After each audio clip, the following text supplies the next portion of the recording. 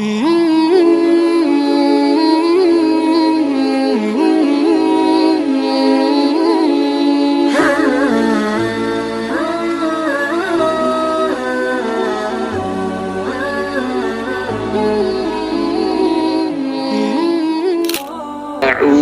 billahi. Setelah beliau sangat mencintai kota ini, bahkan dinamakan dengan Al-Madinah An-Nabawiyah. Kita renungkan teman-teman, mengapa Allah datangkan Nabi Khidir demi Lata, demi Uzza dan seterusnya, itu yang dilakukan. Dan Rasul tidak sama sekali mengucapkan seperti itu. Jadi yang dimaksud kesucian batiniah beliau. Bapak Ibu jamaah yang dimuliakan Allah Subhanahu wa taala, bahwa air Zam-Zam itu adalah lima syuriba lahu. Karena sampaikan kepada Bapak Ibu dan teman-teman semuanya yang bergabung ke dalam ruang Zoom meeting ini, Ana coba untuk menginformasikan terlebih dahulu, lebih awal, bahwasanya barangkali ada yang belum tahu nih, ini programnya apa gitu ya. Ini adalah program yang insya Allah rutin kami akan adakan dari El Sirat Talk. Itu program yang kita adakan kajian setiap pekan yang akan diisi oleh para pemateri kita yang sudah luar biasa, lulusan dalam dan juga luar negeri, yang insya Allah akan menemani kajian pekanan kita.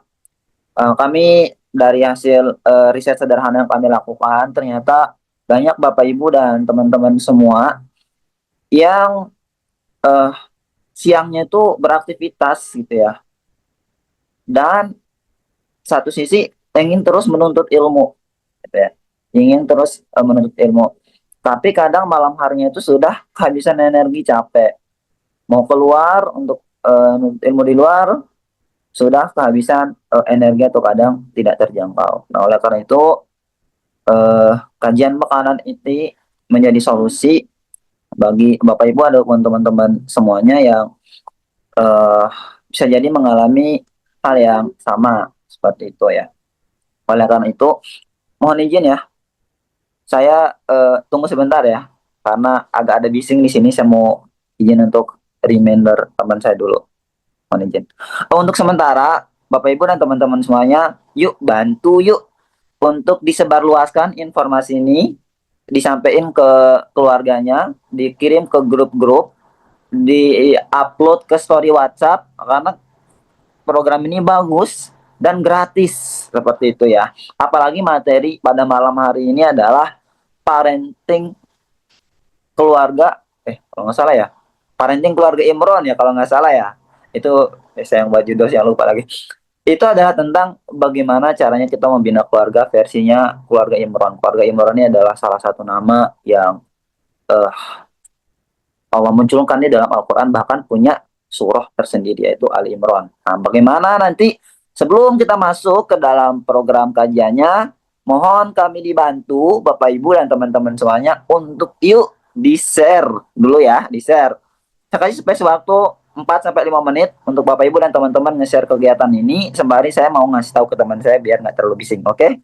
Sepakat ya sampai sini, nanti saya kembali. Untuk tim operator, sembari nunggu Bapak Ibu dan teman-teman semua yang mau share kajian ini, boleh diputar-putar dulu apa gitu ya, dan minta tolong untuk nanti on cam ya. Sekian, nanti saya kembali lagi.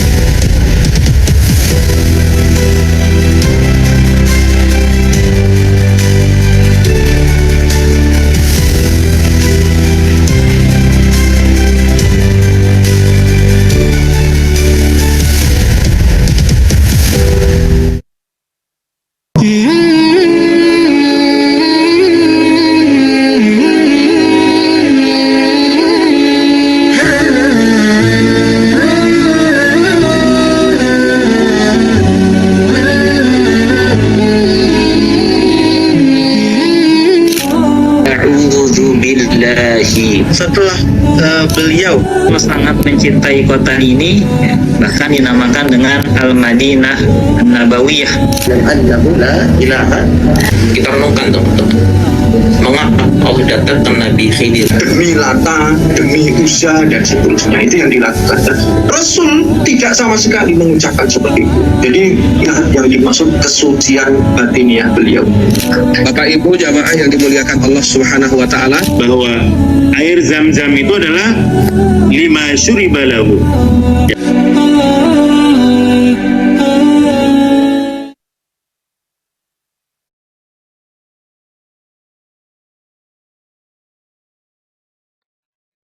Alhamdulillah ya Bapak Ibu dan teman-teman semuanya, saya sudah menginformasikan pada kawan saya untuk ternyata dia lagi ngevakum, jadi it's okay.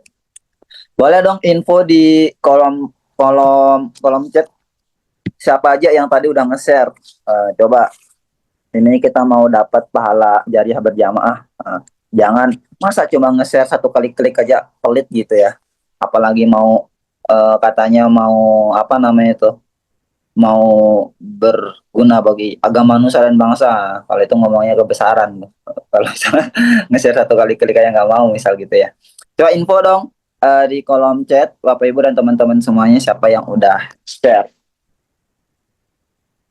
Sudah kak gitu ya. Ayo biar kita lebih interaktif ya. Sudah, terima kasih Kamia. Mana lagi nih yang udah share? Oh, Kak Denny, Don Kak Denny sudah Kak. Yang lain, ini ada 18-an nih di sini nih. Nah, ini udah share belum?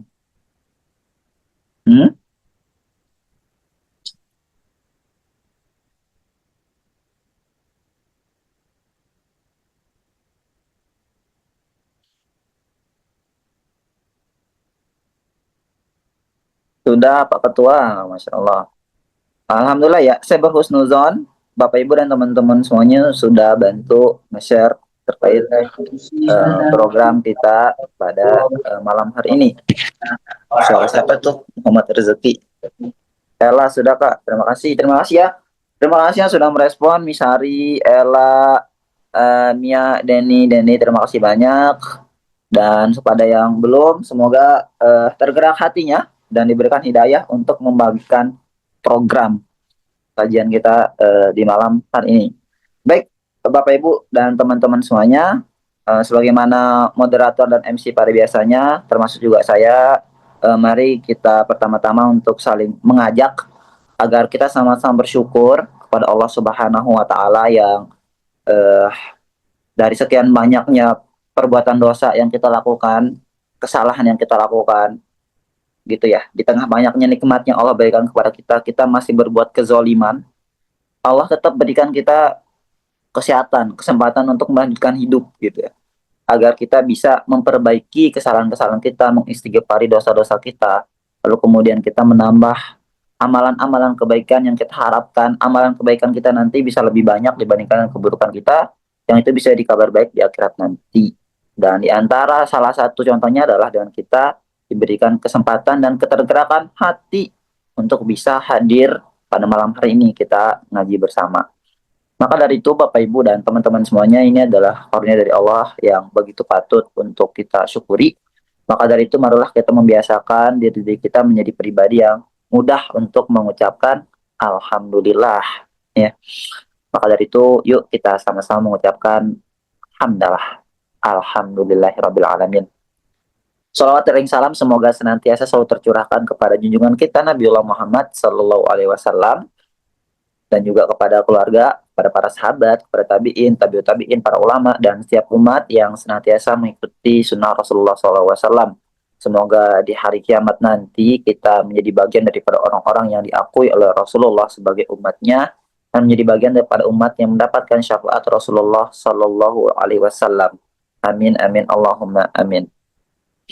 Baik Bapak-bapak dan Ibu-ibu semuanya, di sini sudah terlihat bergabung bersama kita gurunda saya, pemateri kita semua, Ustadz Syarif Hidayatullah. Tapi sebelum saya menyapa kepada beliau, karena ini kita secara online gitu ya, yang biasanya kita lebih free untuk kajian sembari tiduran dan lain sebagainya. Yuk supaya kita lebih terhubung, supaya kita lebih engaging gitu ya, lebih terkoneksi, rupiahnya lebih dapat. Yuk coba di on cam bagi yang tidak berhalangan, di open kamera gitu ya, bagi yang tidak berhalangan. Tapi sembari diperhatikan juga auratnya, aurat atas dan juga aurat bawah ya, karena biasanya kalau udah lewat Zoom meeting ini, karena nggak sadar gitu kalau berdiri kalau berdiri nanti nggak diperhatiin bawah, buyar nanti yang lagi kajian gitu ya. Maka dari itu yuk on cam sembari diperhatikan auratnya masing-masing seperti itu. Baiklah, saya izin untuk menyapa guru saya yang sangat tampan pada malam hari ini, yang senyum beliau itu alhamdulillahnya udah menikah tak boleh ya. Assalamualaikum warahmatullahi wabarakatuh. Waalaikumsalam warahmatullah. Menyala, menyala, menyala. Siap. Gimana kabar Ustaz? Sehat? Sakit? Sehat, sehat, alhamdulillah. Sehat, alhamdulillah. Sehat ya Ustaz ya, insya Allah ya. Insyaallah sehat. Ya Ustaz, katanya kan kalau sehat itu terbagi tiga Ustaz. Sehat pikiran, sehat hati, sehat fisik. Nah ini tiga-tiganya insya Allah sehat Ustaz. Full power saya, kalau saya full power. Full power. Insyaallah. Tapi kalau katanya Mesari Resi ini Ustaz, Iya, gimana? yang tiga ini nggak akan berjalan baik tanpa kesehatan yang keempat Ustaz. Apa itu? Kantong ya. Rekening selalu rekening. Tapi insya Allah semuanya sehat ya Ustaz ya. Sehat, alhamdulillah. Ya, alhamdulillah kalau seperti itu. Nah kalau misalkan pematerinya sehat, ini insya Allah pesertanya juga bakalan sehat Ustaz. Amin, amin. Baik Ustaz, ini bisa kita kasih spill sedikit nggak Ustaz terkait pembahasan kita pada malam hari ini nih, gimana Ustaz, sebelum kita bahas lebih panjang? Ya, baik, sedikit ya. Tema ini berkaitan mengenai pendidikan keluarga, POV single mother ya. Oh, single mother. Oke. Bagaimana mendidik dan membentuk anak generasi luar biasa seperti Maryam. Yang Masya teman-teman Allah. tahu, ibunya Nabi Isa alaihissalam. Oh gitu. Kiranya begitu. Masya Allah. Siap Ustaz. Oke Ustaz, ini anak juga udah nggak sabar. Tapi ini POV single mom ya, nggak apa lah, ilmu ya, ilmu tambahan ya teman-teman semuanya. Sebelum kita masuk ke materi, ini kita jangan sampai terlewat Ustaz, kita dengarkan dulu bacaan ayat suci Al-Quran nih dari sahabat Tanah Ustaz ini yang sangat tampan luar biasa, Ustaz Misari Resi Al-Garuti. Silakan Ustaz Resi dibaca dulu Qurannya.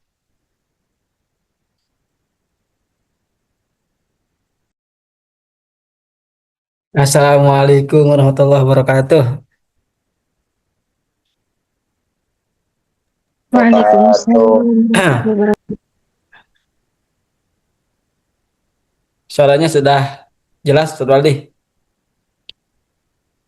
Alhamdulillah sudah jelas Ustaz. Anda melihat Ustaz Syarif senyum, jadi ke bawah senyum. Baik.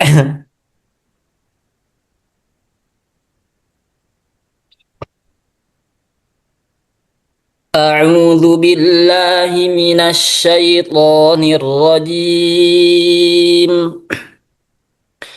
Bismillahirrahmanirrahim.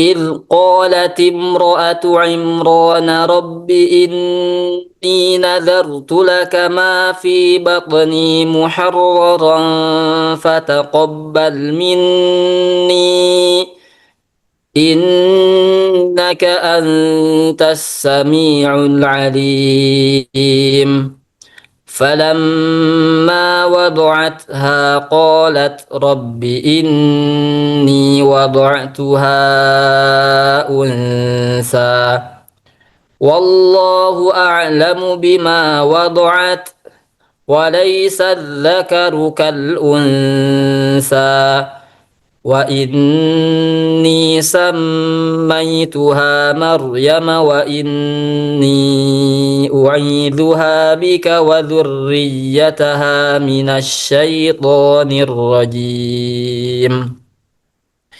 فتقبلها ربها بقبول حسن وأنبتها نباتا حسنا وكفلها زكريا كلما دخل عليها زكريا المحراب وجد عندها رزقا قال يا مريم أنى لك هذا قالت هو من عند الله إن الله يرزق من يشاء بغير حساب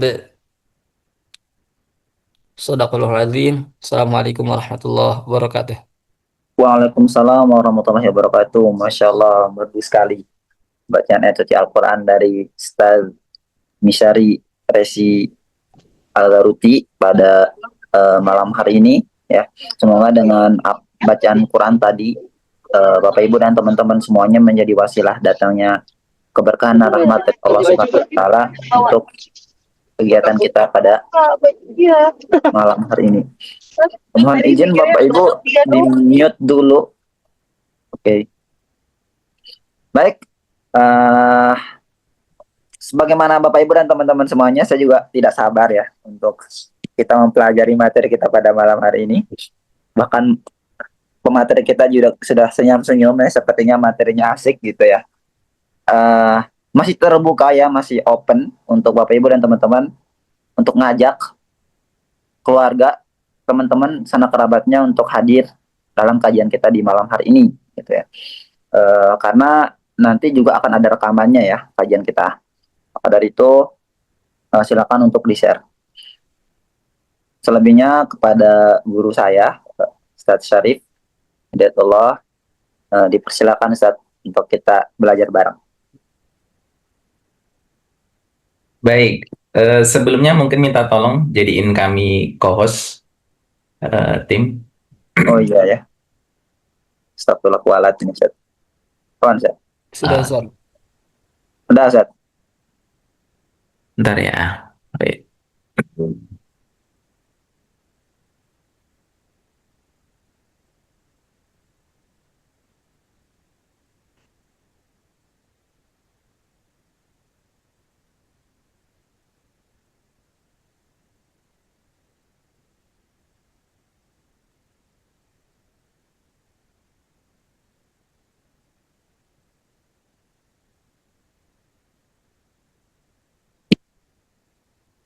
Yang tidak berhalangan silakan on cam ya.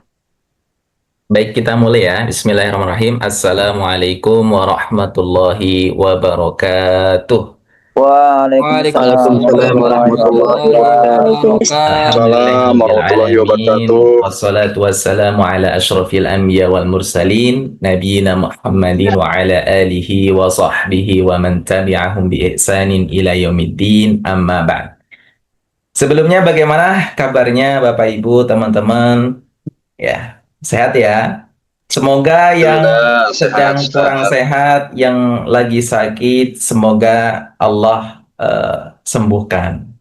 Semoga yang mungkin sekarang kantongnya tipis, semoga Allah tambahkan dan lancarkan keuangannya. Semoga juga yang belum punya pasangan, kita doakan. Semoga Allah segerakan untuk mendapatkan pasangan yang soleh dan ataupun yang solehah. Amin. Teman-teman sekalian, mungkin di pekan ini ya ataupun pekan kemarin kita ketahui bersama bagaimana situasi negeri ini yang mungkin tidak baik-baik saja.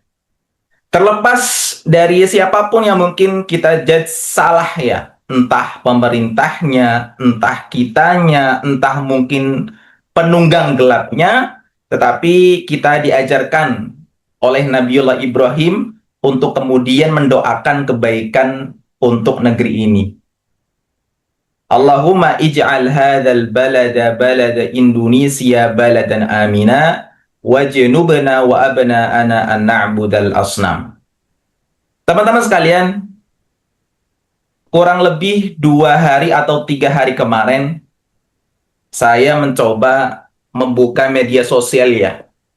Kemudian tertarik dengan postingan seseorang, teman-teman. Dia menulis lumayan panjang ya narasinya. Lumayan panjang. Perihal mengenai isi hati yang ingin beliau sampaikan. Sosok ibu muda yang mempost kondisinya, kemudian beliau menyematkan foto kecil, teman-teman. Foto kecil anaknya yang kurang lebih kita prediksi kurang lebih itu sekitar umur 2 tahun. Dia menuliskan keluh kesahnya, kawan-kawan. Bagaimana kondisinya saat itu ketika Allah takdirkan dia memiliki anak Down syndrome. Tahu ya, anak Down syndrome, teman-teman? Kita kenal mungkin anak 1000 wajah. Yang biasanya itu anaknya sipit, kemudian mukanya relatif bulat, dan biasanya posturnya itu tidak tinggi-tinggi amat. Tahu ya, Down syndrome. Dia menuliskan, kawan-kawan, bagaimana kondisi dia. Dia ditinggalkan oleh suaminya karena malu punya anak seperti itu. Dia dijauhi oleh keluarganya sendiri. Bayangin, keluarganya sendiri seakan-akan menjauhi dia karena dia itu punya anak Down syndrome. Bisa dibayangkan bagaimana perasaan dan kondisinya? Ini sosok ibu, kawan-kawan. Sosok ibu. Sudah pisah sekarang dengan suaminya. Tentu bertambah bebannya. Bertambah beban untuk menafkahi keluarganya, terutama anaknya. Ya, di ujung narasinya, narasi yang dia tulis, dia menyebutkan bagi siapapun yang membutuhkan pekerjaan dengan kondisi yang sekarang ini seperti ini, kondisi saya ya, kata beliau, bisa hubungi saya. Teman-teman, kita akui, kita bisa maksimal mendidik anak ketika ada peran suami di sana. Kita akui, kita bisa maksimal mendidik anak ketika sudah beres urusan dia sendiri. Kita akui bisa mendidik anak ketika urusan finansial sudah selesai, kawan-kawan.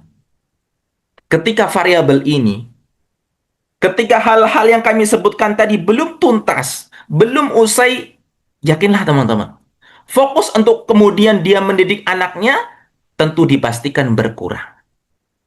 Makanya teman-teman, ternyata kondisi seperti ini sudah Allah gambarkan potretnya dalam Al-Quran, kawan-kawan, yaitu keluarga Imran. Sosok single fighter, satu orang yang kemudian dibebani untuk mendidik anaknya. Walaupun case-nya, kasusnya di sini Allah sebutkan mengenai sosok wanita, tetapi pada prinsipnya ini bisa untuk kemudian dipraktekkan untuk mereka-mereka sosok lelaki yang mungkin tidak memiliki istri atau anaknya tidak memiliki sosok ibu. Ini bisa dipraktekkan, kawan-kawan. Ya, makanya ini kemudian menjadi pelajaran buat kita bersama bagaimana nantinya single mom, ya, single father mungkin yang hanya kemudian berperan sendiri untuk membimbing anaknya, untuk mendidik anaknya. Kita lihat pelajaran-pelajaran yang Allah sampaikan dalam surah Ali Imran, insya Allah dalam waktu dekat. Baik, kita masuk, kawan-kawan.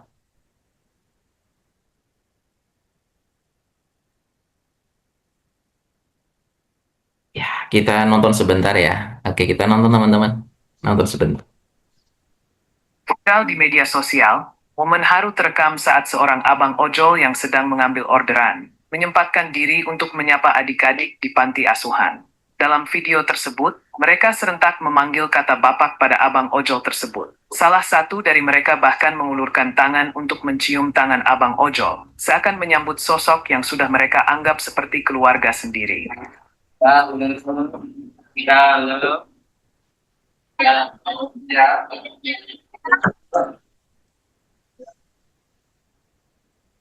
Teman-teman,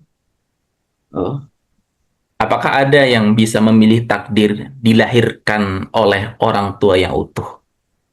Apakah ada yang bisa memilih dilahirkan oleh keluarganya Bapak Prabowo? Ada nggak? Ada yang bisa memilih dilahirkan oleh keluarganya Bapak Jokowi? Ada di sini? Nggak ada. Ada yang memilih, misalkan qadarullah, orang tuanya broken home. Misalkan, ada yang memilih untuk kemudian keluarganya tetap utuh. Tidak ada yang bisa menjamin, tidak ada yang bisa memastikan kawan-kawan. Nggak ada. Bayangkan anak-anak tadi, teman-teman, yang masih kecil, yang mungkin ada yang sudah tidak memiliki sosok ayah, mungkin ada yang sudah tidak memiliki sosok ibu, yatim atau piatu, atau bahkan yatim piatu, kawan-kawan. Bisa dibayangkan bagaimana masa depan mereka. Bagaimana orang yang kemudian mengasuh mereka itu memiliki beban, memikul beban untuk membimbing anak-anak tersebut, untuk mengarahkan anak tersebut, untuk menafkahi anak-anak tersebut, kawan-kawan. Dan ini potret, banyak potret seperti ini. Teman-teman, saya tanya, teman-teman ada yang di sini mungkin tetangganya yatim ada? Ada yang tetangganya piatu ada? Ada yang mungkin yatim piatu ada nggak? Seringkali kita dapetin begini, kawan-kawan. Biasanya ya, fakta yang mungkin kita lihat, teman-teman, anak yang seperti ini itu kadang kelakuannya nyebelin kita, ya enggak? Kadang kita menganggap aneh. Kok anak tersebut nakal ya? Banyak ulah ya? Kalau kita lihat dengan kacamata husnuzon, kawan-kawan, oke, oh mungkin itu kan anak yatim. Barangkali kita diuji dengan perilaku dia karena Nabi menghabarkan ana wa kafilul yatim fil jannah hakada. Kata Nabi, aku dan yang menyayangi ataupun memelihara anak yatim di surga seperti ini. Beliau dhamma asabi'ah. Ya, merapatkan dua jarinya. Karena begitu dekat. Oh mungkin dengan perilaku dia yang nyebelin untuk menguji kita, apakah kita tetap memiliki rahmat kasih sayang kepada anak tersebut atau tidak? Oh mungkin dengan perilaku dia yang nyebelin, apakah kita tetap peduli dengan dia atau tidak? Itu kalau kita melihat dengan kacamata husnuzon. Tetapi kalau kita melihat dengan kacamata pendidikan, oh barangkali anak tersebut tidak memiliki support sistem pendidikan yang utuh dalam keluarganya. Bisa jadi dia tidak memiliki ayah ataupun ibu. Atau kasusnya, kawan-kawan, sekarang ini dia punya ayah, dia punya ibu, hanya saja barangkali mereka memiliki peran yang pasif. Di pikiran mereka hanyalah bagaimana mencukupi kebutuhan hariannya untuk makan. Tapi tidak berpikir bagaimana melihat kondisi mentalnya, pendidikannya, dan yang lainnya. Ini orang-orang yang pasif. Ini yatim pasif, kawan-kawan. Piatu pasif, kawan-kawan. Ini juga nggak jauh beda dengan mereka yang yatim aktif, ya, yang memang betul-betul tidak memiliki sosok ayah ataupun sosok ibu. Kawan-kawan, tutup mikrofonnya ya, tolong. Mengganggu konsentrasi, punten. Oke, begini diskusi. Kiranya mana yang lebih sulit, teman-teman? Didik anak perempuan atau anak laki-laki? Yang sudah punya anak, yuk komen. Ada yang bisa komen. Yuk, yang punya pengalaman mungkin. Bunda, ayah, lebih susah mendidik anak laki-laki atau perempuan, ataupun tergantung? Kalau Ada saya nggak yang perempuan. mau feedback? Ustadz, lebih sulit mendidik anak laki-laki karena kita harus memuaskan egonya. Ustadz, lebih sulit mendidik anak perempuan karena perempuan itu nggak stabil emosinya, Ustadz. Ustadz, lebih sulit mendidik anak laki-laki karena kita membentuk sosok yang akan menjadi kepala keluarga yang memiliki tanggung jawab banyak, Ustadz. Ustadz, lebih sulit mendidik anak perempuan karena perempuan nanti itu menjadi ibu keluarga yang harus bisa menyayangi ya anak dan juga suami.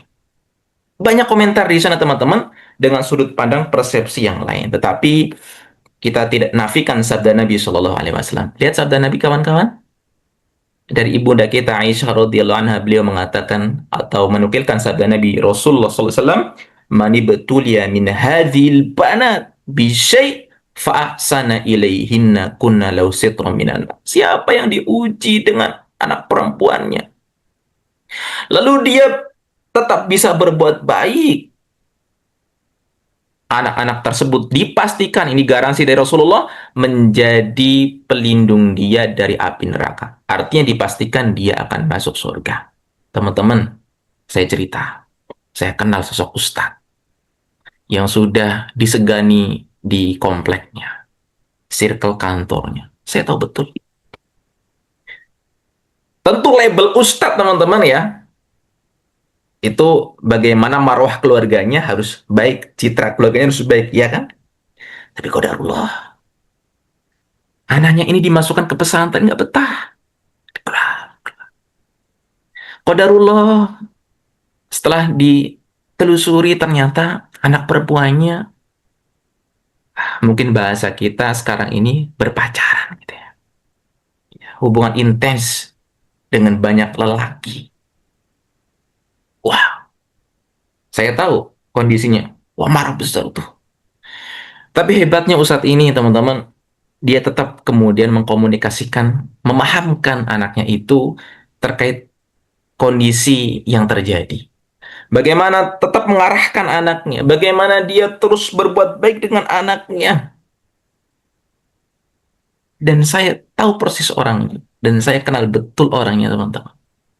Dan saya rasa, dan saya kira beliau sedang diuji, dan kalau masuk dalam kriteria hadis ini, maka inilah jaminan garansi akan masuk ke dalam surga. Hadis yang lain, yang semisal kawan-kawan. Dulu kita tahu, zaman jahiliyah, aib kalau punya anak perempuan. Ya kan? Aib kalau memiliki anak perempuan. Mengapa? Karena anak perempuan di zaman itu seperti tidak memiliki harga. Seperti barang dagangan. Bisa diambil, bisa ditinggalkan. Makanya mereka malu orang-orang jahiliyah ketika memiliki anak perempuan.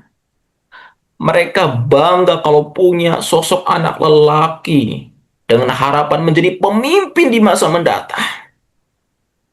Makanya ada sabda Nabi SAW untuk menenangkan bagi siapapun yang memiliki anak perempuan, mana ala jariyatain hatta tablugh. Siapa yang mengasuh, membimbing, mendidik, mengarahkan dua anak perempuan. Jariyatain, dua anak perempuan, hatta tablugh, sampai dia balik. Kelak di hari kiamat, jaa yaumal qiyamah ana wa huwa hakadha wa dhamma asabi'ah. Kelak pada hari kiamat, saya dan dia itu seperti ini, sambil merapatkan kedua tangan. Teman-teman, bagaimana tidak? Bisa dibayangkan perasaan seorang ayah ya kawan-kawan ya. Nih ada anak perempuan nih, anaknya dia nih. Dia kasih makan, dia sekolahin, dia didik, dia tumbuhkan dengan pertumbuhan yang baik sampai dia dewasa, kemudian masuk ke jenjang pernikahan, dikasih tuh anak perempuannya ke orang lain melalui akad pernikahan. Dan baktinya anak perempuan ini kepada suaminya harus lebih tinggi, lebih afdol, lebih utama dibandingkan baktinya anak perempuan tersebut kepada ayah kandungnya sendiri. Bisa dibayangin teman-teman.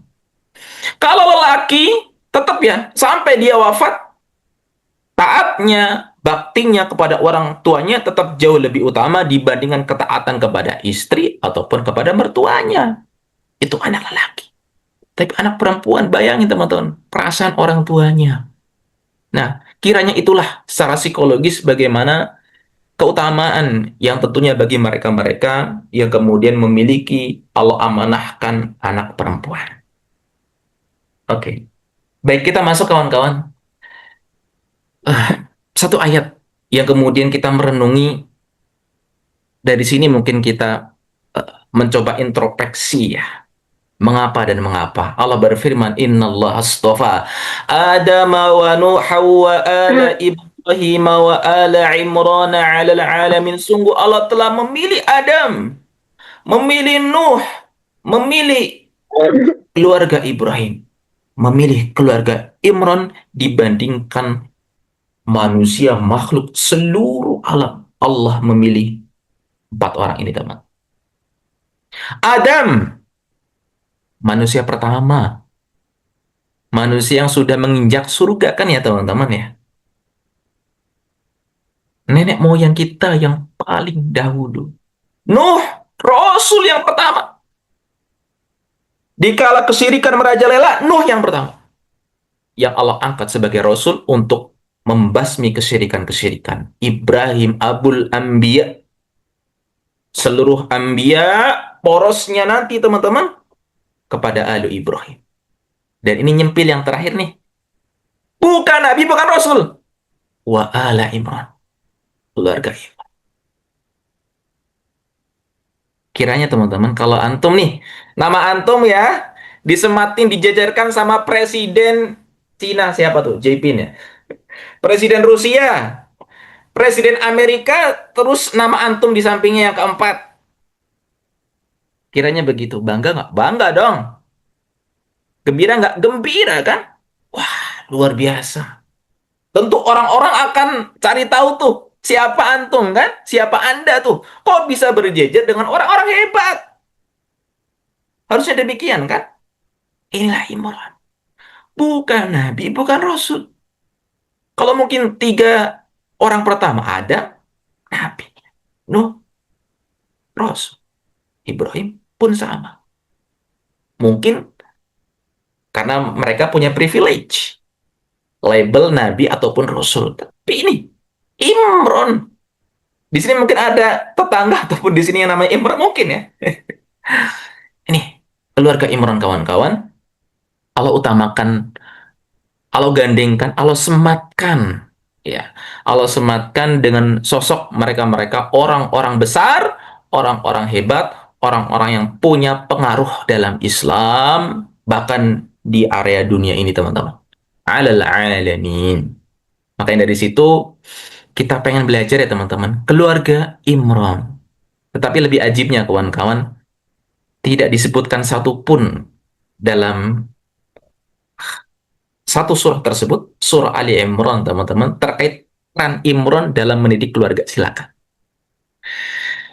Nggak ada kawan-kawan. Tidak disebutkan. Bahkan yang disebutkan itu istrinya.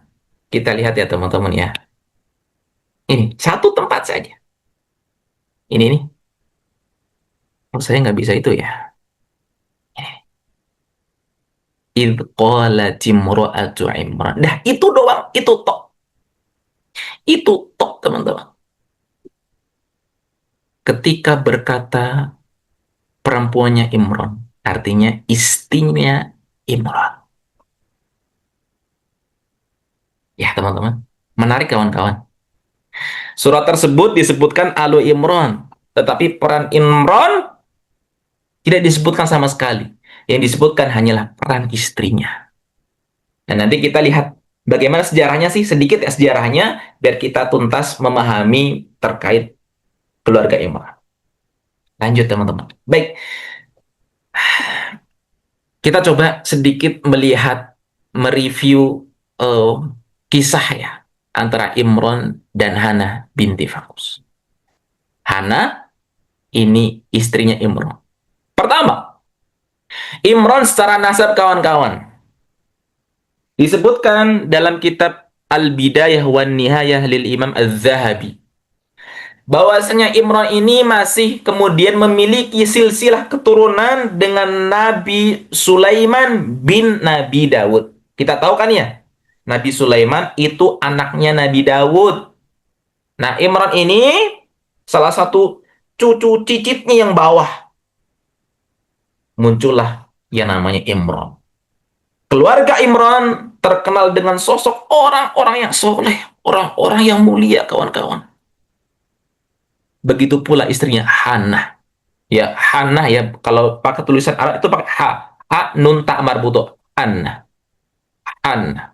Mereka berdua adalah orang-orang soleh di kalangan Bani Israel. Tinggalnya di mana? Tinggalnya itu di area Baitul Maqdis. Baitul Maqdis di mana kawan-kawan sekarang? Palestina ya. Berarti Syam dulu ya. Mereka berdua tinggal di sana. Mereka berdua menikah kawan-kawan. Imran dan Hana. Bertahun-tahun Allah tidak memberikan mereka keturunan teman-teman. Ya, kalau bahasa sekarang apa? Pejuang garis dua gitu ya. Hashtag pejuang garis dua gitu biasanya tuh. Ya kiranya begitu ya. Kegundahan pun dirasakan oleh Imron dan Han. Kemudian sampai suatu ketika Hana ini melihat burung, teman-teman.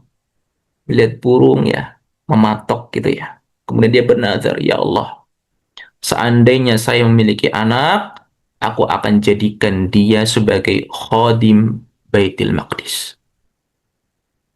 Apa khodim ya bahasanya ya? Pembantu ya, apa yang? Pelayan ya?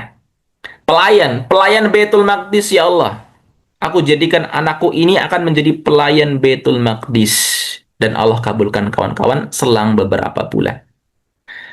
Akhirnya Hana pun mengandung. Ya, Hana pun mengandung. Tapi qadarullah, ya disebutkan kawan-kawan, Imran ini wafat sebelum Hana melahirkan kawan-kawan. Ini ada kaitannya dengan surah yang tadi dibacakan oleh Ustadz Resi ya. Kita lihat ya sambil baca ayatnya ya teman-teman ya. Karena ini nyambung. Kemudian setelah Imran wafat, istrinya Hana berdoa, إذ قالت امرأة عمران رب إني نذرت لك ما في بطني محررا فتقبل مني إنك أنت السميع العليم. Ya Allah, sambil ngelus-ngelus ini ya perutnya ya. Ya Allah, aku nazarkan, aku bernazar, ya Allah, aku bersumpah dengan apa yang ada dalam perutku ini, yang ada dalam janinnya. Aku bernazar kelak anak ini muharroro. Muharrar itu artinya merdeka, teman-teman. Bebas. Apa maksudnya? Bebas, merdeka dari kesyirikan dan fokus beribadah. Itu maksudnya kawan-kawan. Muharroro. Orang yang merdeka, orang yang bebas. Menjadi pelayanmu, menjadi pelayan Baitul Maqdis. Ya Allah, fataqabbal minni. Ya Allah, terima ya Allah. Engkau mau mendengar dan lagi maha mengetahui. Falamma wadu'atha. Setelah istri Imran Hana melahirkan, qalat, dia mengatakan, ya Allah, ternyata aku melahirkan sosok bayi perempuan, wada'tuha unsa wallahu a'lamu bima wada'at, dan engkau ya Allah, engkau ya Allah lebih ngerti, lebih paham, lebih mengetahui hikmahnya dengan apa yang telah aku lahirkan. Walaysa dzakaru kal untha, tetapi laki-laki tak sama dengan perempuan. Karena teman-teman, khodim Baitul Maqdis dulu memang lebih banyaknya itu dari kalangan laki-laki kawan-kawan. Dan mereka, kaum Bani Israel, memang terbiasa seperti ini. Ya bernazar untuk kemudian menjadikan anaknya menjadi pelayan Baitul Maqdis. Tapi di sini, qadarullah, Allah takdirkan. Ternyata istrinya Imran Hana ini melahirkan sosok perempuan. Wa inni samaituha Maryam, dan aku nama ya Allah anak ini dengan nama Maryam. Wa inni u'idzuha bika wa dzurriyyataha minasyaitonir rajim, dan aku lindungi dia kepadamu ya Allah. Aku minta kepadamu agar engkau melindunginya dan anak keturunannya dari syaitan yang terkutuk. Ya, ini sama Tuhan Maryam, ada yang mengatakan dalil bolehnya kita memberikan nama ketika anak itu lahir ya, langsung lahir maksudnya. Kan biasanya kita memberikan nama di hari ketujuh ya kawan-kawan ya. Boleh nggak memberikan nama ketika pas hari pertama dia lahir? Boleh. Melalui ayat ini, wa in yusammaitu Maryam, langsung diberikan nama. Dan ada dalil lain yang menyebutkan diperbolehkan pula untuk kemudian memberikan nama langsung di hari tersebut. Oke?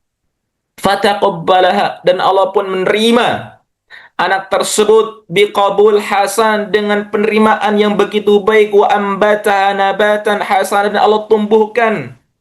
Lihat, Allah yang membimbing kawan-kawan. Di sini wa ambataha nabatan hasan, Allah yang mendidik. Ini perhatikan ya kawan-kawan ya, bahasanya ya.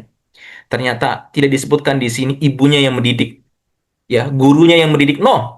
Wa ambataha nabatan hasan, dan Allah yang menumbuhkan dia dengan pertumbuhan yang baik. Wa kaffalaha Zakaria, dan dikafil, apa ya kafil ya, ditanggung, diasuh oleh Zakaria. Oke, begini teman-teman.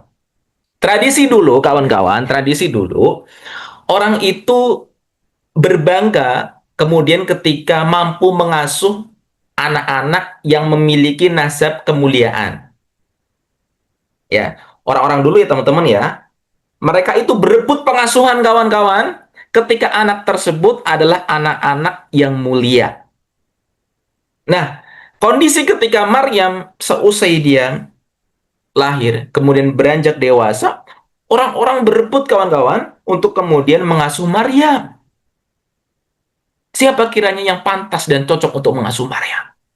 Wah, dari banyaknya orang, mereka melakukan undian. Siapakah yang pantas? Undian yang pertama, keluarlah sosok yang bernama Zakaria. Masih belum puas yang lain. Di undi yang kedua, muncul pula nama Zakaria. Sampai ketiga kali, nama Zakaria itu muncul sebagai orang yang berhak mengasuh, membimbing, dan mendidik. Zakaria di sini adalah Nabi Zakaria yang teman-teman pahami ya. Zakaria adalah sosok Nabi. Siapa sih Zakaria? Dalam hubungan ya dengan Imran dan Hana disebutkan bahwasanya Zakaria itu, ini beda versi ya kawan-kawan ya, khilaf di sana. Ada yang mengatakan Zakaria adalah pamannya ibunya Maryam. Ada yang mengatakan Zakaria itu iparnya ibunya Maryam. Ya ini khilaf, ya perbedaan. Kullama, nah ini keajaiban karomah yang dimiliki oleh Maryam. Setiap kali Zakaria masuk ke dalam mihrab tempat ibadahnya Maryam, wajada indaha rizqo, ternyata Zakaria itu mendapati rizki di sana. Para ahli tafsir menyebutkan maksud rizki di sini adalah buah-buahan yang munculnya tak wajar. Maksudnya begini, buah-buahan ini harusnya muncul di musim panas. Tetapi pada musim dingin, kok ada buah tersebut di depan mihrabnya Maryam?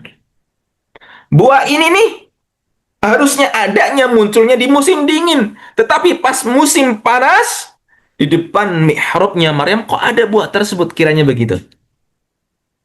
Maka Zakaria bertanya, "Ya Maryam, anna laki hadha?" Dari mana ini?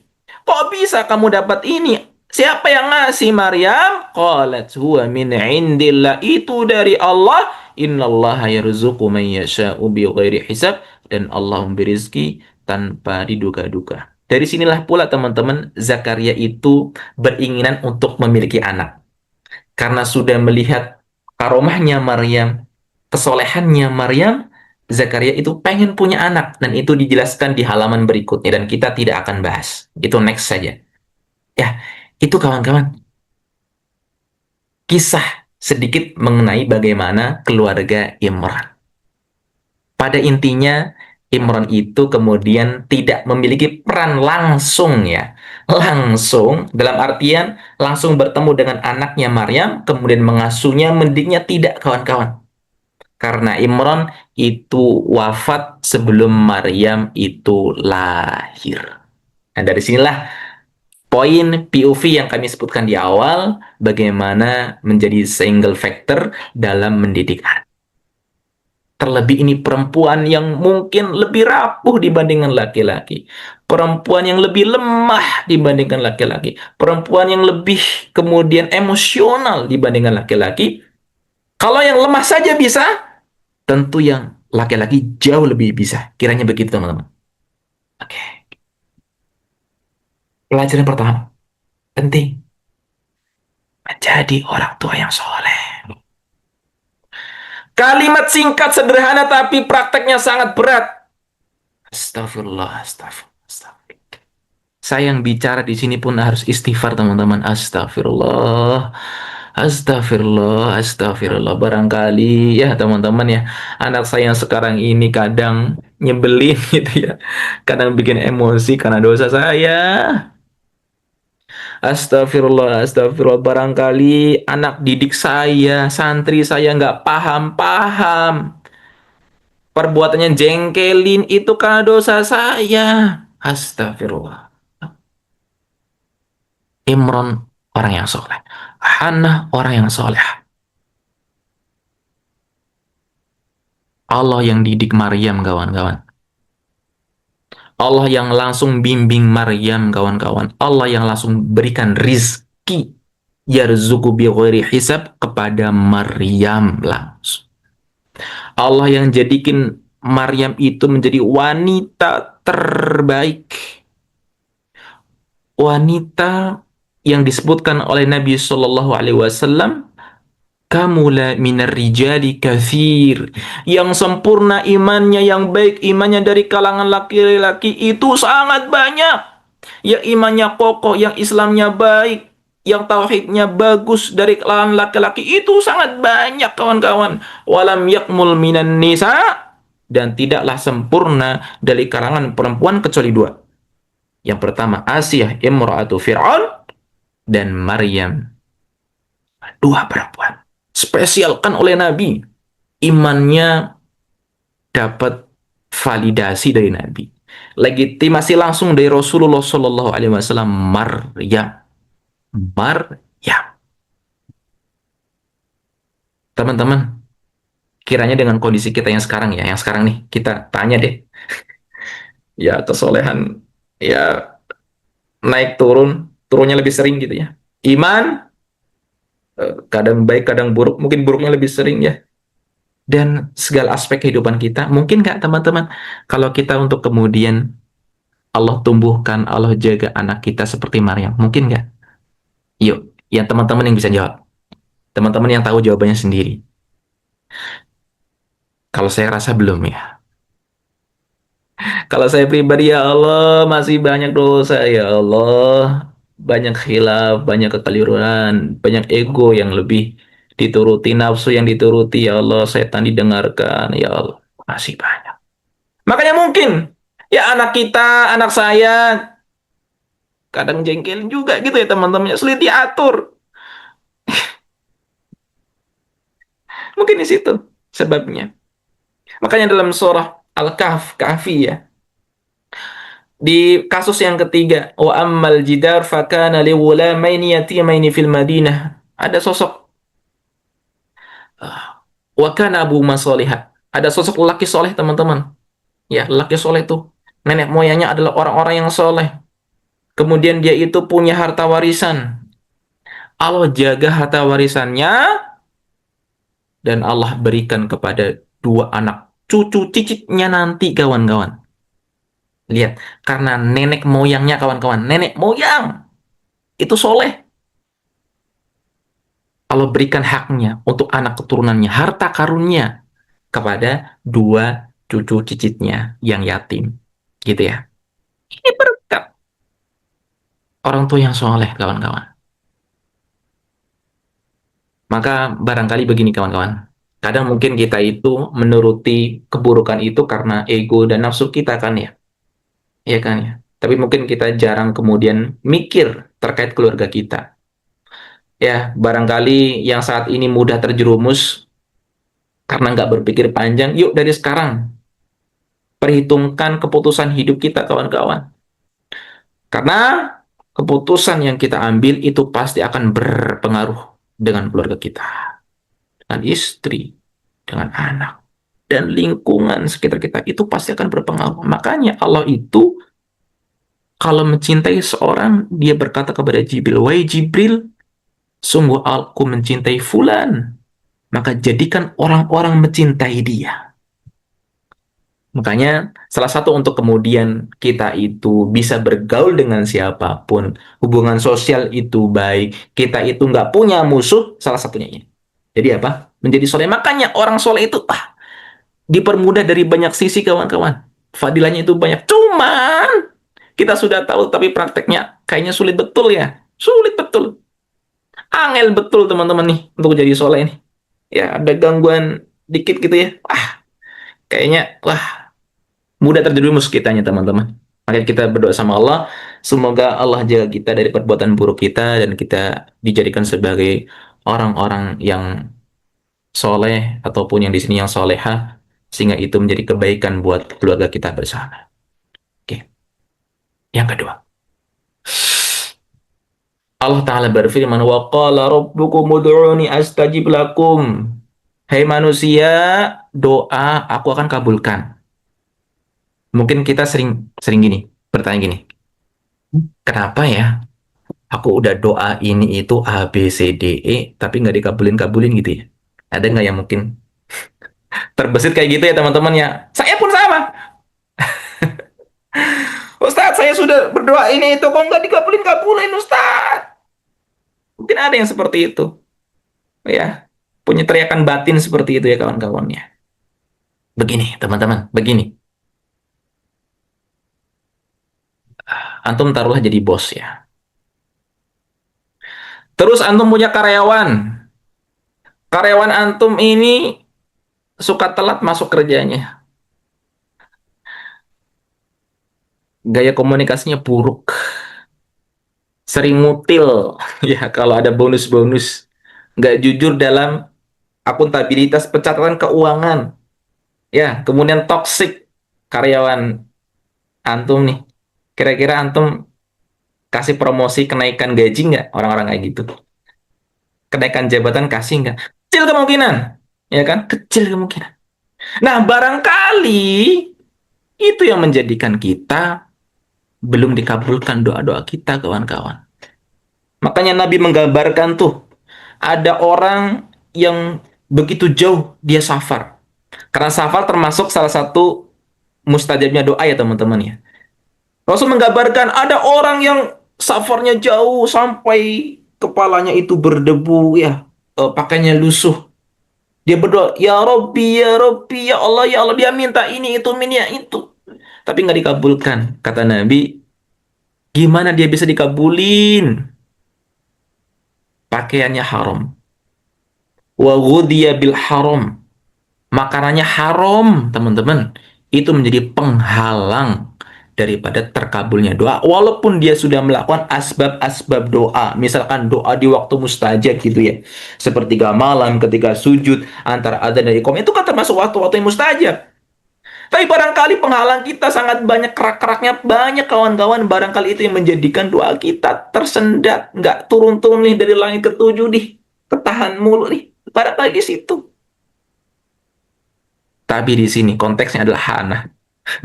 Istri yang soleh. Kira-kira kalau berdoa gimana teman-teman? Ya udah langsung kucur tuh. Dikasih sama Allah langsung tuh. Nih, gue kasih nih. Kiranya begitu. Berdoa ketika masih dalam kandungan. Sebagaimana yang diterapkan oleh Imran, istrinya Imran. Berikutnya. Ustadz, saya ikhlas kalau menjadi orang kaya, Ustadz. Ustadz, saya ikhlas kalau kulit saya putih, Ustadz. Ustadz, saya ikhlas kalau saya anaknya Pak Prabowo, Ustadz. Ustadz, saya ikhlas kalau saya jadi pejabat yang tunjangannya 50 juta per bulan, Ustadz. Ikhlas saya, Ustadz. Ya, gue juga ikhlas itu. Tapi bagaimana kondisinya kalau Anda dan saya diberi anak yang Down syndrome? Coba bayangin dulu deh teman-teman ya. Bayangin dulu ya. Kondisi misalkan nih, qadarullah, kita punya anak disabilitas. Anda nggak minta kan? Anda nggak berharap kan? Enggak. Tapi Allah kasih itu. Ikhlas nggak Anda? Terima takdir nggak? Itu ujiannya di situ. Ketika Anda diuji misalkan dengan penyakit yang mungkin mematikan, cancer misalkan, kanker misalkan. Anda pernah minta dan ingin musibah kanker itu menimpa Anda? Tentu tidak. Tapi Allah tetapkan. Anda ikhlas. Anda menerima takdir tersebut. Kecil kemungkinan. Kecil. Kondisinya Hana ini berharap anaknya itu lelaki, berharap bisa menjadi khadim Baitul Maqdis. Harapannya demikian. Karena lelaki tentu secara fisik jauh lebih kuat untuk melayani orang-orang yang hadir di Baitul Maqdis. Tapi yang Allah takdirkan ternyata anaknya perempuan. Karena mengatakan, Wallahu a'lamu bima wadu'at. Allah lebih tahu. Ya Allah, Engkau lebih tahu ya Allah dengan apa yang telah aku lahirkan. Ini sosok perempuan ya Allah, dan aku namai dia dengan sebutan Maryam. Ya, makanya teman-teman dengan eh, apa ya kondisi yang sekarang gitu ya. Kemudian kita melihat bagaimana hmm, hmm, bukan rintihan ya, semacam mungkin ungkapan perasaan sosok ibu ya, yang kemudian diuji dengan anak-anaknya mungkin mereka nggak harapkan. Entah mungkin anaknya bandel, anaknya nakal, ya kekurangan secara mental ataupun secara fisik, kita sering dapetin di sana. Tapi belajar dari Hana, seharusnya kita harus mensyukuri. Kita harus menerima dengan apa yang Allah berikan. Dan Allah jamin ya, bagi mereka-mereka yang kemudian bersyukur, Allah akan tambahkan. Kan gitu ayatnya ya. La in syakartum la azidannakum. Mungkin penambahannya bukan materi yang kita dapatkan. Mungkin penambahannya bukan kehormatan yang kita dapatkan. Mungkin penambahannya bukan sesuatu yang mungkin kita rasakan secara langsung. Barangkali ada hal-hal lain yang kita dapatkan di sana. Teman-teman, Naja adalah bukti yang nyata. Naja, saya kira orang tuanya adalah orang-orang yang hebat kemudian bisa berdamai dengan keadaannya. Naja yang kemudian divonis dengan kanker otak ya, sehingga dia lumpuh tidak bisa berjalan adalah bukti orang tuanya kemudian menerima takdir, kemudian bisa mengarahkan anaknya menjadi sosok yang teman-teman ketahui. Naja bisa membanggakan orang tuanya, bisa menjadikan orang tuanya melakukan banyak hal. Umroh gampang, ini itu gampang, gampang semuanya. Padahal mungkin bagi mereka yang memiliki kacamata sempit, menganggap Naja itu adalah sosok yang beban, ya kan? Mungkin kalau kita melihat dengan kacamata yang sempit, tetapi Allah buktikan, Allah tunjukkan. Naja bisa menjadi sosok yang membanggakan keluarganya, membanggakan ayah dan ibunya, dan teman-teman tahu di sini. Ya, ini ibrah yang kedua. Ibrah berikutnya teman-teman. Di sini ada yang pernah lihat setan? Sering ngusir teman kantor banyak, Pak. Bukan itu.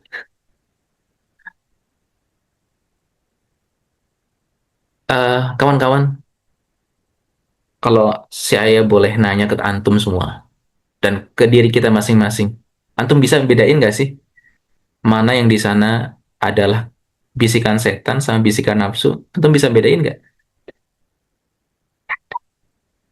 Ada yang bisa memastikan, oh ini adalah nafsu gue nih yang buruk nih. Oh ini nih, bisikan setan nih. Ada yang bisa mastiin? Nggak ada. Nggak ada teman-teman. Nggak ada yang bisa memastikan. Walaupun secara ayat Allah sudah pastikan ya, mengenai setan itu bentuknya ada dua. Minal jinnati wan nas. Dari golongan jin tuh yang tak kasat mata, sama anas, sama manusia-manusia yang buruk tuh, yang menghasut kita untuk melakukan keburukan-keburukan. Tapi kan keputusan tetap di kita. Kita yang sebenarnya mengendalikan diri kita, memegang kendali diri kita. Tak bisa teman-teman untuk kemudian kita melawan setan secara langsung kecuali atas izin pemilik setan itu sendiri, pencipta setan itu sendiri, yaitu Allah Subhanahu wa Ta'ala. Nabi saja doain cucunya Hasan dan Husain. Nabi ya, Nabi berdoa, "U'idzukuma bikalimatillahi tammah." Aku lindungi kalian. Aku minta sama Allah untuk melindungi kalian ya. Bikalimatillahi tammah. Dengan kalimat-kalimat Allah yang sempurna. Min syaitani hamma wa ainin lamah. Dari syaitan yang buruk, yang terkutuk, yang suka menghasut, dan dari mata-mata yang jahat. Itu Nabi kawan-kawan. Itu Nabi. Lalu bagaimana dengan kita? Dan itu sudah ditunjukkan oleh bagaimana Hana ketika lahir anaknya, dia mendoakan wa'iduha wa dzurriyyataha minasyaitonir rajim. Ya Allah nih anak nih, tolong lindungi ya Allah. Lindungi dia dan anak keturunannya, dzurriyyahnya dari setan yang terkutuk. Makanya ketika anak kita lahir teman-teman, salah satu anjurannya kita bacakan doa Nabi tadi yang dibacakan kepada cucunya. Di samping mungkin di sini ada yang mengumandangkan azan. Ada ya, ketika anak lahir yang mengumandangkan azan, silakan. Tapi yang jelas harus doakan dengan doa Nabi kepada cucunya itu teman-teman. Harus ketika anaknya lahir. Semoga dengan doa-doa orang tua, doa-doa kita teman-teman, Allah jaga anak kita, anak keturunan kita, dari kemudian pengaruh-pengaruh buruk setan. Sehingga Maryam menjadi sosok yang hebat, sosok yang luar biasa, sosok yang soleha. Salah satu sebabnya adalah doa dari orang tuanya. Doa dari orang tua.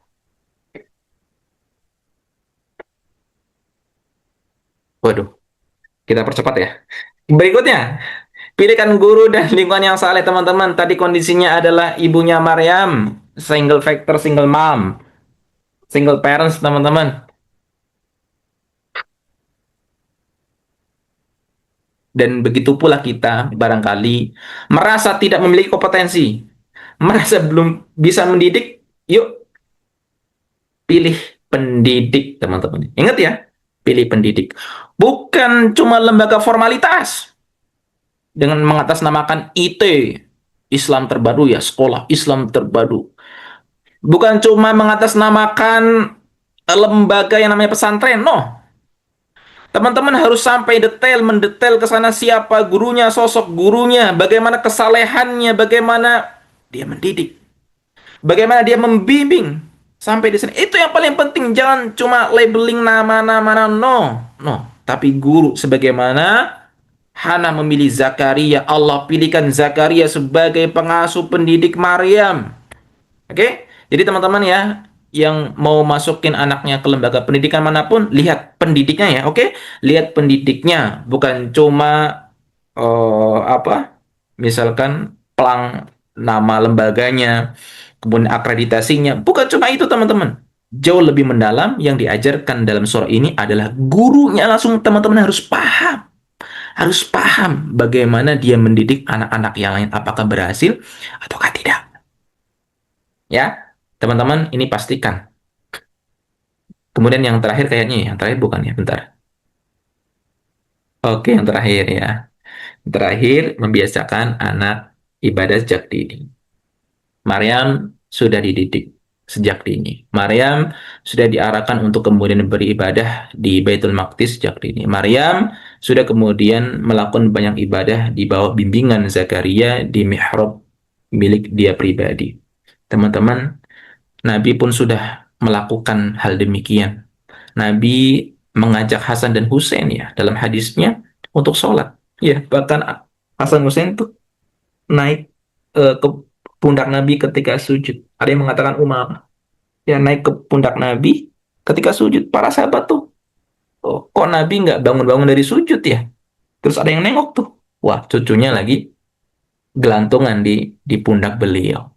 Ya sudah diajak tuh cucu-cucu beliau ya, anak-anak ya untuk kemudian beribadah di usia dini. Yuk ajarkan dari sekarang, ajarkan untuk kemudian dia mengucapkan salam. Ajarkan kemudian untuk bersedekah, ajarkan untuk kemudian berpuasa, ajarkan untuk kemudian melakukan ibadah-ibadah yang lain. Ya, dari dini, sejak dini sebagaimana Maryam sudah dididik, ditumbuhkan, dibimbing ya sejak Maryam itu kecil. Ya, kiranya begitu kawan-kawan sekalian terkait mengenai pembelajaran daripada Ali Imran. Tentu banyak sebenarnya pelajaran-pelajaran yang lain, tetapi kita lihat konteks yang di sini, juga ayat yang kita baca bareng-bareng di surah Ali Imran tersebut. Kiranya begitu. Hadanallahu wa iyyakum jami'an. Jazakumullah khairan. Mohon maaf jika banyak kekurangan. Assalamualaikum warahmatullahi wabarakatuh. Waalaikumsalam warahmatullahi wabarakatuh. Baik, Masya Allah. Sangat luar biasa menyala ya materi dan juga pemateri kita pada malam hari ini yang berkaitan dengan mendidik anak versi keluarga Imran yang tadi topiknya itu seorang single mom, dan kita tadi mendapat banyak hikmah dari kejadian atau sejarah nyata yang dituliskan dalam Al-Quran disampaikan sama Ustaz Syarif. pertama menjadi orang tua yang salih, kedua mempersiapkan dari semenjak anak di kandungan, tiga mendoakan agar anak terhindar dari setan, kemudian yang keempat memilihkan guru yang salih, dan yang kelima membiasakan anak untuk beribadah sejak dini. Baik Bapak Ibu dan juga teman-teman semuanya, kita masih ada sesi tanya jawab ya. Hanya sisa kita selesai sampai jam 21.30. Jadi tanya jawabnya itu kurang lebih 8 menit ya. Dipersilakan dua penanya pertama jika ada yang mau bertanya. Dipersilakan. Bisa langsung on voice jika ada yang mau ditanyakan. Atau mau raise hand terlebih dahulu, silakan.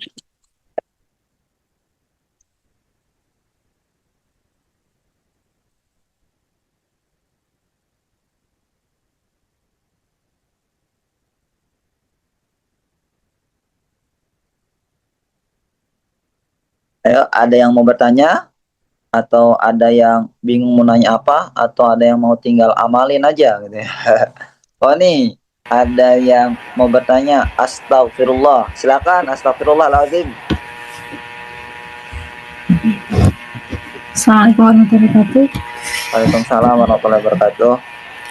Terima kasih atas waktunya. Izin bertanya kepada Ustadz Syarif. Silakan perkenalkan nama, daerah dari mana, terus kemudian disampaikan pertanyaannya ya.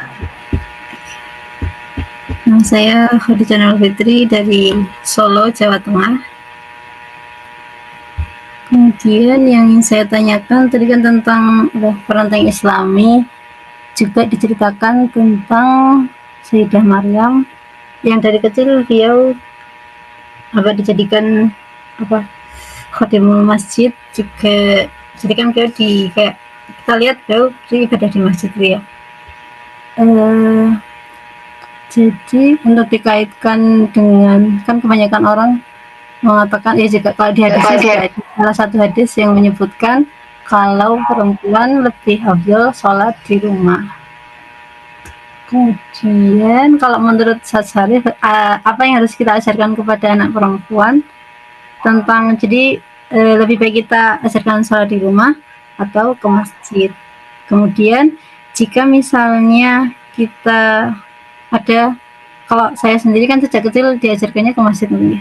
Kalau misalnya ada keluarga yang atau memang ibunya sedang berhalangan untuk ke masjid, bagaimana cara kita menjelaskan kepada anak, terutama laki-laki, kalau perempuan itu tidak wajib ke masjid. Jadi kan kadang kita kayak merasa nggak enak menyuruh anak atau misalnya keponakan ke masjid, tapi kita sendiri tidak ke masjid. Apakah pertanyaan saya bisa dipahami?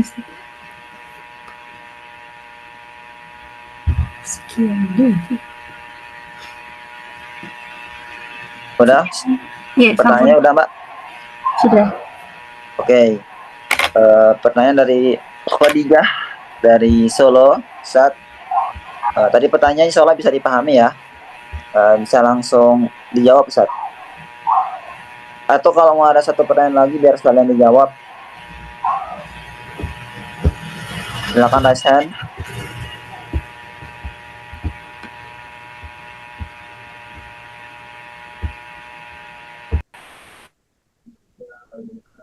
Ya, mungkin satu aja bisa ya, bisa langsung dijawab Ustaz. Ya, pertama terkait mengenai syariat sholat di masjid begitu ya. Pertama adalah mengenai syariat ini, perbedaan antara syariat yang dibawa Nabi Muhammad dengan syariat sebelumnya. Tentu di sana nanti kita akan melihat terkait perbedaan-perbedaan, salah satunya di area ini ya. Itu pertama. Yang kedua, kita juga tahu ya hadis Nabi Muhammad SAW, la tamna'u nisa'akum al-masajida. Janganlah kalian melarang ya wanita-wanita kalian dari beribadah di masjid. Wa buyutuhunna khairul lahun. Sekalipun rumah-rumah mereka itu jauh lebih baik ya untuk kemudian mereka melakukan ibadah-ibadah. Maksudnya di sini adalah ibadah salatnya. Itu adalah dalil umum mengenai memang sholatnya perempuan itu jauh lebih utama dilaksanakan eh, di rumah.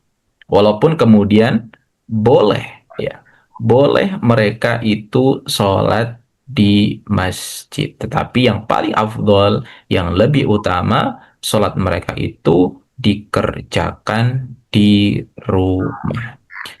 Mungkin pertanyaan tadi adalah kemudian bagaimana untuk membiasakan, ya, menumbuhkan cinta anak perempuan dengan ibadah di masjid. Kiranya begitu. Teman-teman sekalian, tentu ibadah itu bukan cuma sekedar sholat. Tentu kegiatan kebaikan itu bukan cuma sekedar sholat. Tentu hal-hal yang kemudian Allah nilai sebagai ibadah yang berpahala itu bukan cuma sekedar sholat. Banyak ibadah-ibadah yang lain. Dan kita tahu fungsi masjid dulu itu bukan cuma untuk sholat. Semua diskusi-diskusi kenegaraan, ya, semuanya di situ tuh. Ya, bahkan hal-hal lain, hal-hal yang sepele sampai yang kompleks, ya mereka diskusikan itu di masjid. Bukan seperti zaman sekarang. Yang kesannya masjid itu hanya ritual ibadah saja. Tidak ada kemudian diskusi-diskusi yang di sana berkaitan mengenai pemerintahan. Saya kira zaman sekarang itu jarang. Dan dianggap tabu dan dianggap aneh kan ya. Wah, itu aneh tuh. Di masjid kok malah bicara ini itu ya. Kok malah berbicara terkait ini itu ya. Aneh ya. Padahal kekuatan kaum muslimin itu hulunya itu dari masjid. Kemakmuran masjid itu menentukan bagaimana kemudian kemajuan pergerakan kaum muslimin. Dari sinilah sebenarnya anak perempuan itu juga bisa diikutkan dengan aktivitas-aktivitas lain. Ya mungkin sekarang kalau yang lumrah, wajar dan banyak itu apa misalkan di masjid? Misalkan kegiatan ngaji kan ya, TPQ, TPA kan ya. Biasanya kan ada tuh di masjid-masjid. Ya udah, yuk ajarkan anak tersebut untuk kemudian belajar mengaji ya bersama teman-temannya di TPQ ataupun TPA. Pun kalaupun kita mengajak anak tersebut untuk sholat, nggak jadi masalah kan? Ya, nggak jadi masalah kan ya? Ya, walaupun tadi ya, secara kembali ya, hukum asalnya tetap sholatnya perempuan di rumah itu jauh lebih afdol, jauh lebih utama. Oke? Jadi kesimpulannya adalah untuk kemudian menumbuhkan kebiasaan kecintaan anak itu dengan masjid ya, dengan ibadah-ibadah yang lain di luar sholat ya, selain sholat gitu maksudnya. Pun kalau dia kemudian mengajak anak tersebut untuk sholat pun nggak jadi masalah. Kiranya begitu sekilas dari kami, pandangan dari kami. Jazakumullah khairan.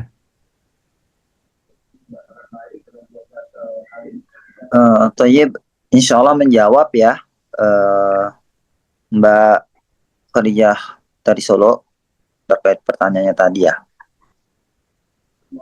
Baik, ini karena sudah menunjukkan pukul 21.30, jadi mohon izin belum semua pertanyaan bisa terjawab ya. Jadi silakan masuk ke grup yang diinformasikan oleh admin, nanti tunggu informasi terkait kajian di pertemuan berikutnya ya. Kajian berikutnya nanti akan bersama Syekh Muhammad Adil Al-Asgol ya, Bapak Ibu dan teman-teman semuanya, seorang penghafal Quran dan juga ulama muda kelahiran Gaza. Nanti kita akan ada kajian pekanan, yang dimana kajian pekanan ini kita membahas tentang ruang lingkup sejarah Islam,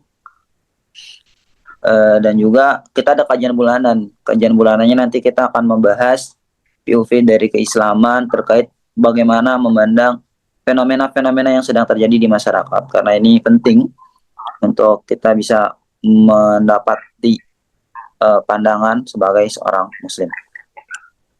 Baik, Bapak Ibu dan teman-teman semuanya, tadinya kita mau tutup dengan doa oleh Ustaz, tapi beliau sudah live duluan ya, sudah izin karena sudah malam, sudah punya anak, sudah punya istri dan lain sebagainya.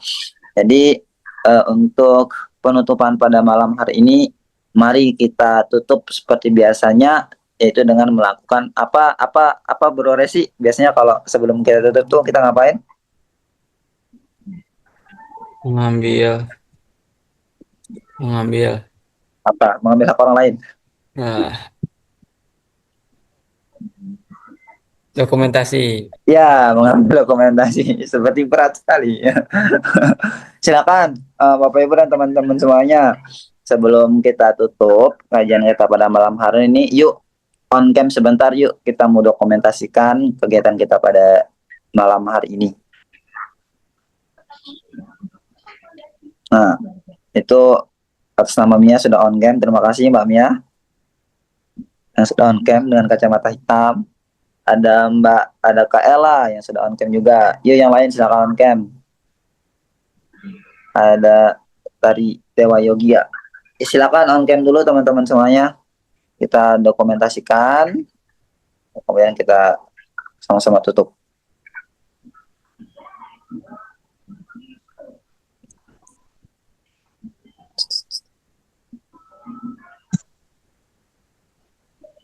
Baik, saya pandu ya untuk proses dokumentasi pada malam hari ini.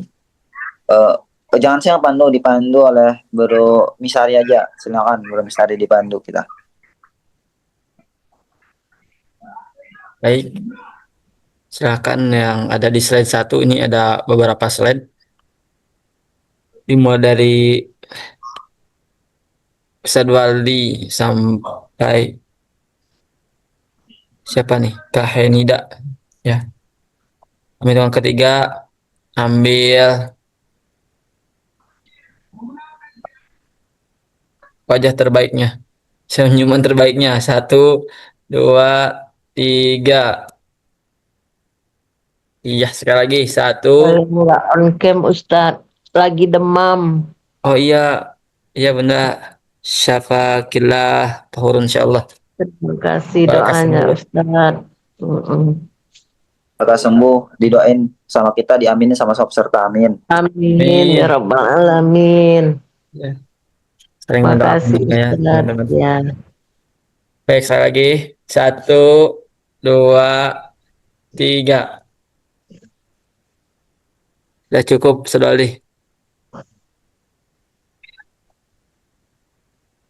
Baiklah Bapak Ibu dan teman-teman semuanya, terima kasih banyak atas atensinya pada malam hari ini. Semoga dengan rangkaian kegiatan kita ini menjadi bagian daripada hal yang menambah 2 hal ya.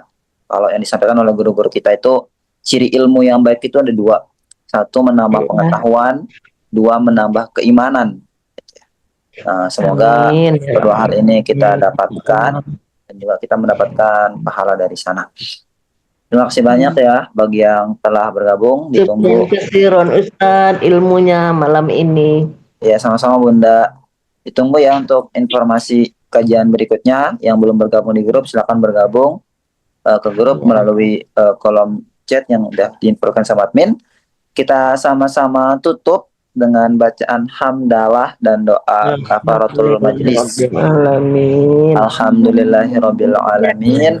Subhanakallahumma wa bihamdika asyhadu an la ilaha illa anta astaghfiruka wa atubu ilaik. Assalamualaikum warahmatullahi wabarakatuh. Waalaikumsalam warahmatullahi wabarakatuh. Semangat ya. Buka sendiri, mandu sendiri, salam sendiri, dijawab sendiri. Semoga yang enggak jawab salam masuk surga. Dosanya dia enggak jawab salam Ustadz. Menjawab salam itu hukumnya wajib. Oh, Masya Allah. Semoga yang semua yang ada di sini masuk surga. Amin. Amin ya rabbal alamin. La uqsimu biyawmil qiyamah wa la uqsimu bin nafsil lawwamah ayahsabul insanu an lan najma'a idhamah bala qadirina ala an يسوي بنانه بل يريد الإنسان ليفجر أمامه يسأل أيان يوم القيامة فإذا برق البصر وخسف القمر وجمع الشمس والقمر يقول الإنسان يومئذ أين المفر كلا لا وزر إلى ربك يومئذ المستقر ينبأ الإنسان يومئذ بما قدم وأخر بل الإنسان على نفسه بصيرة ولو ألقى معاذيره لا تحرك به لسانك لتعجل به إن علينا جمعه وقرآنه فإذا قرأناه فاتبع قرآنه ثم إن علينا بيانه كلا بل تحبون العاجلة وتذرون الآخرة وجوه يومئذ ناظرة إلى ربها ناظرة ووجوه يومئذ باسرة تظن أن يفعل بها فاقرة كلا إذا بلغت التراقي وقيل من راق وظن أنه الفراق والتفت الساق بالساق إلى ربك يومئذ المساق فلا صدق ولا صلى ولكن كذب وتولى ثم ذهب إلى أهله يتمطى أولى لك فأولى ثم أولى لك فأولى أيحسب الإنسان أن يترك سدى ألم يك نطفة من مني يمنى ثم كان علقة فخلق فسوى فجعل منه الزوجين الذكر والأنثى أليس ذلك بقادر على أن يحيي الموتى